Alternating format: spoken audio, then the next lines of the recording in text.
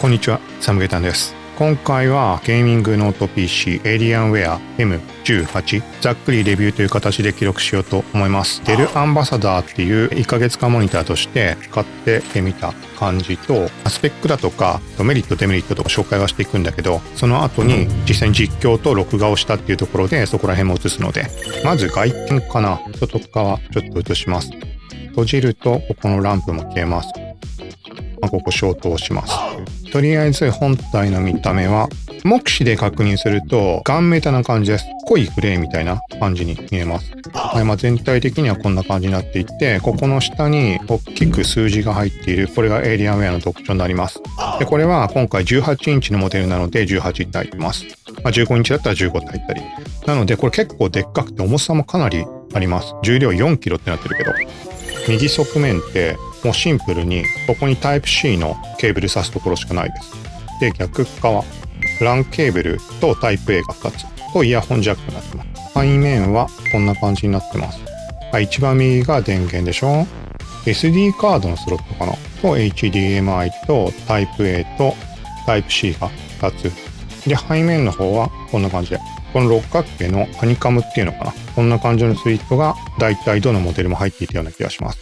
で続いてスペック画面に出します。インテル Core i9、 メモリがもともと 32GB だっていう話だったんだけど、本体の方の情報を確認してみると 16GB しかありませんでした。このあたりがどういう風に影響するのか。 16GB って普通に少ないなと思っちゃうけど、どうなんだろうっていう気になったんだけど、このあたりは後で実際のゲームの画面実況しているところを映すので、そのあたりで一緒に確認してもらえたらと思います。でストレージは 1TBと、グラボに関しては GeForce RTX 4070で、ディスプレイは18インチで QHD2560×1600 に解像度になっています。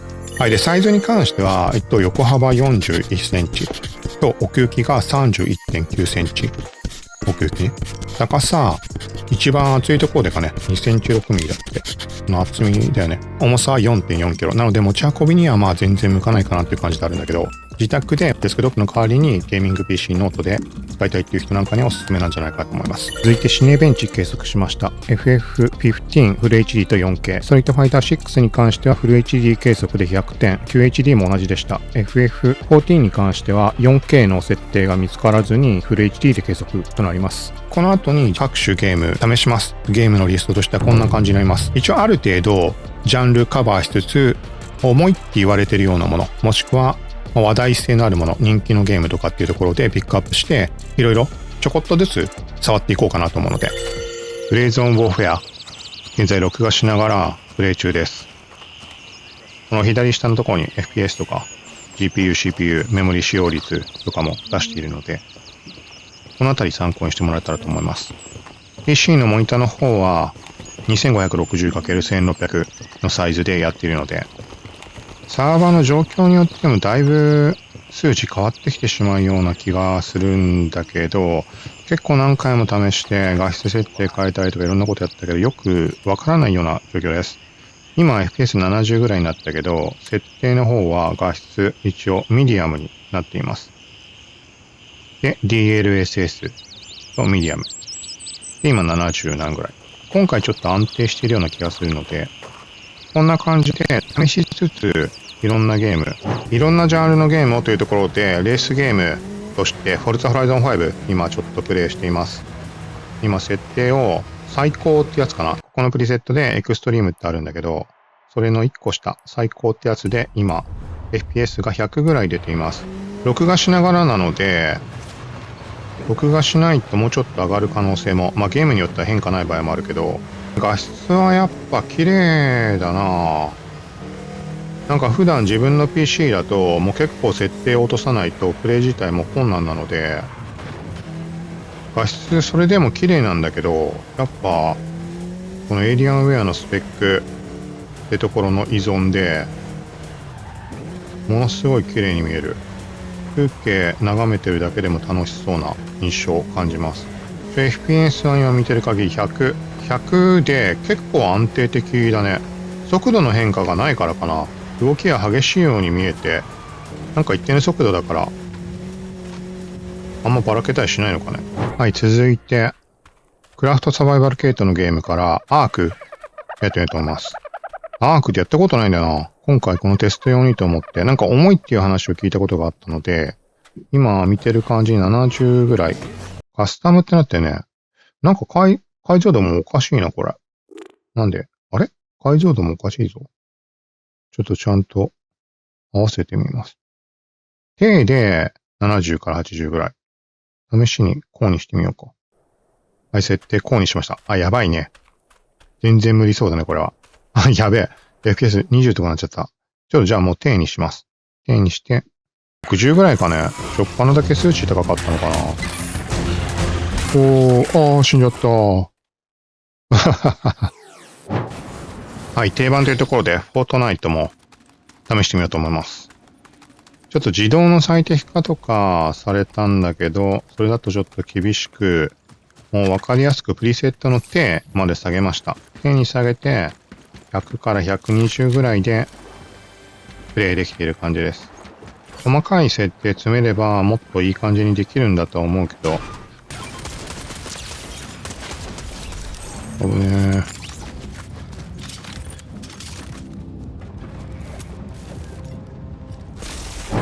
はい、続いて、セヌアズ・サガ・ヘルブレイド2やってみようと思います。ちょっとこのゲームは一番エイリアンウェア M18 で試してみたかったゲームかもしれないです。でもこの普通に、この状態で歩いてるだけで FPS50 しか出てないね。デフォルトで解像度がこのモニターよりも低めに設定されてます。アップスケーリングがオンになっていて、ちょっと今低にして、これで見に行きます。FPS は80ぐらいまで、70後半ぐらいまで出ました。この見た目もな、変わったのかもしんないけど、これでも十分綺麗なんだよね。この感じだと、プリセット、画質のプリセットがこうだったら、多分きついと思うので、低でいこう。細かいとこを調整したら、もうちょい最適化できるのかもしれないけど、今このムービーシーンもカクカクになってるしね、ところどころ。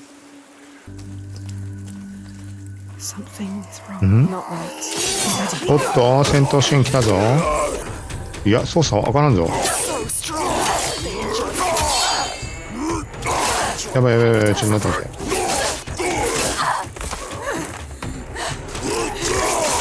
あ、死んじゃった？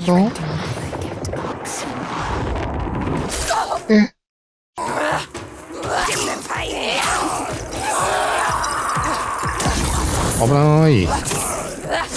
なんか自爆的に自分が燃えたのかな。よっしゃ。続いて、Once Human やっています。アンドーンとか、ライアフ、アスリバ系統の終末世界のサバイバル、クラフトとかもできたりするゲームになります。はい、ネットイースから7月10日に無料で早期アクセス開始となっていて、PC と、あとスマホも対応予定だったと思います。録画せずにとかもやったんだけど、あんまり高い数値は出ない印象です。はい、グラフィック設定に関しては、プリセットの最高にして今の状況っぽいです。今60ぐらいだったでしょ。ちょっと下げてみよう。はい、チューンにしてみたところ、FPS ちょっと上がったかな。でもそんな大差ないかな。74。おっしゃよっしゃ、殺した。腐食小鹿。はい、こんな感じでハギ取りもできます。まあ70ぐらいかなっていう印象です。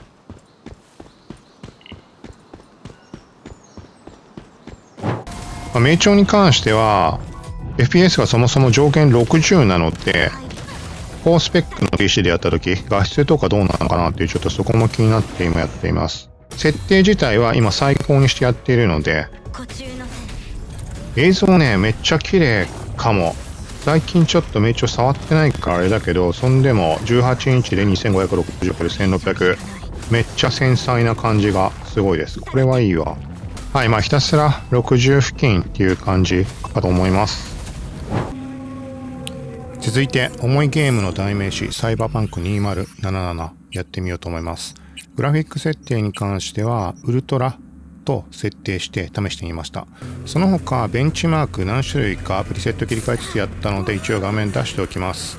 一番重いレートレーシングウルトラじゃないな、オーバーなんとかみたいなのだと、もう FPS20 ぐらいしか出ないような状況でした。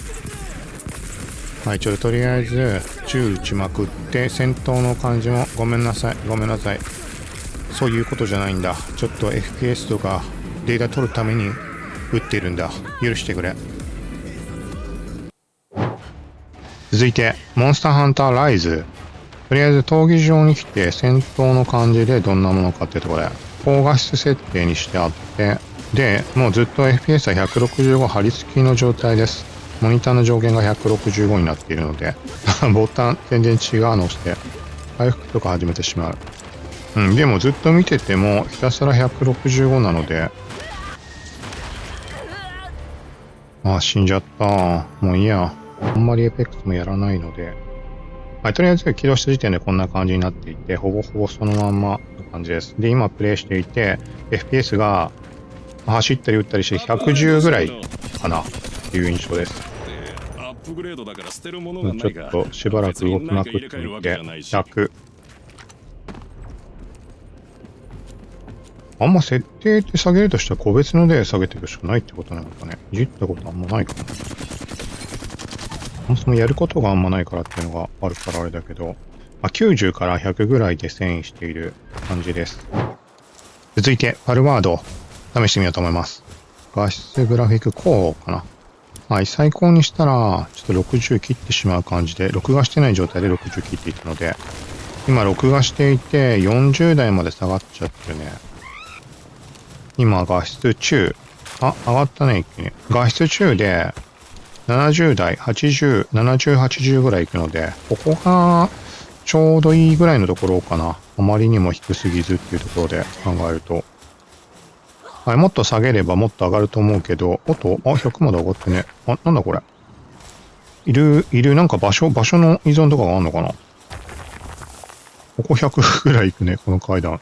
どういうこと？ちょっと試しに。ウッズにスカブで来てみました。はい、ウッズの方がやっぱりスタに比べると FPS は出やすいだね、明らか。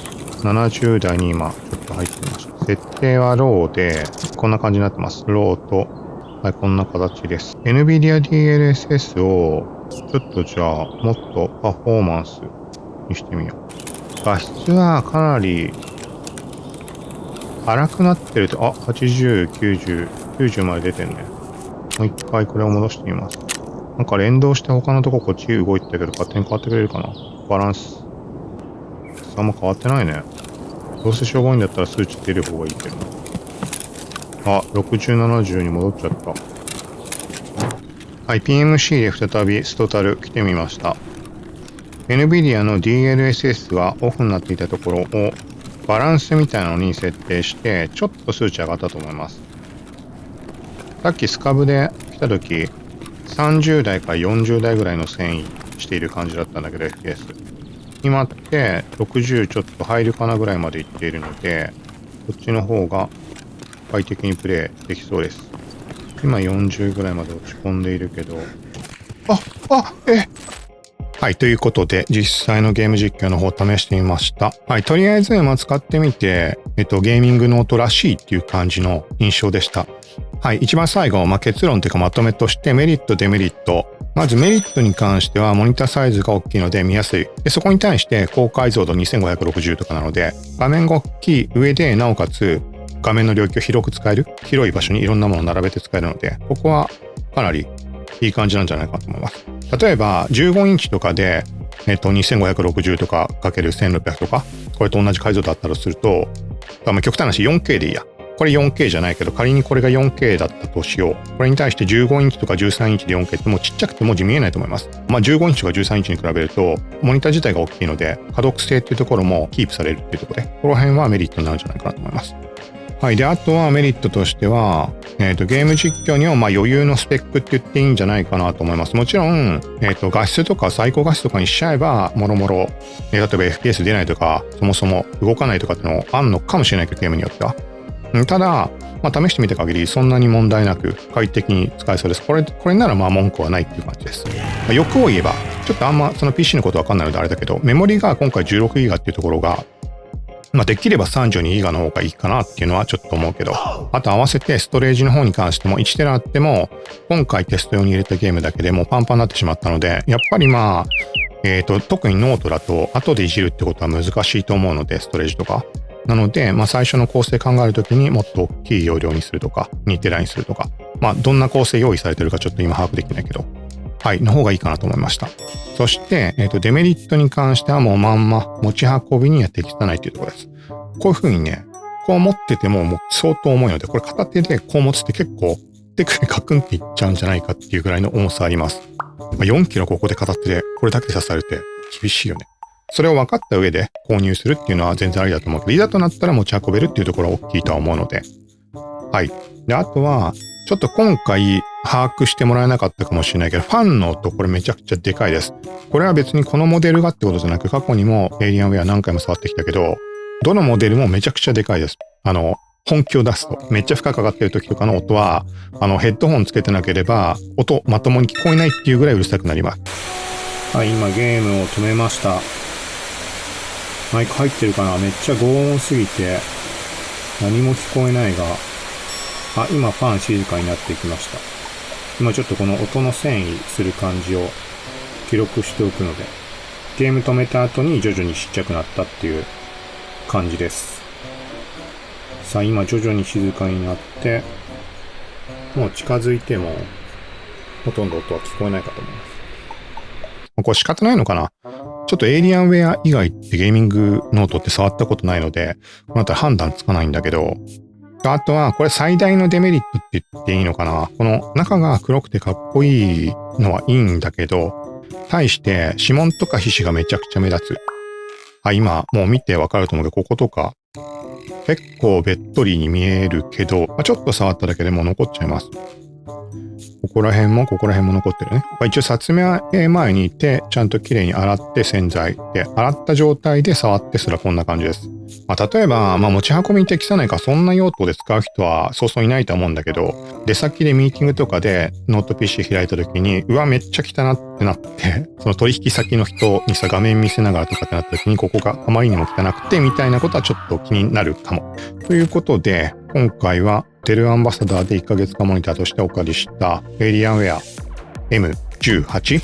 はい、簡単だけどちょっと紹介となりました。一応概要欄の方に製品のリンクとかも貼っておくので、気になる方はよかったらそこから飛んでチェックしてみてください。こんな感じでゲーム実況やゲーム関連のガジェットの紹介、ゲームに関しては新作中心にプレイしていたり、あとはガジェットに関しては買ったものとかご提供いただいたもの、また今回みたいにモニターとかでお借りしたものとかっていうのを紹介していたりします。はい、ということで今回は以上となります。最後までご視聴ありがとうございました。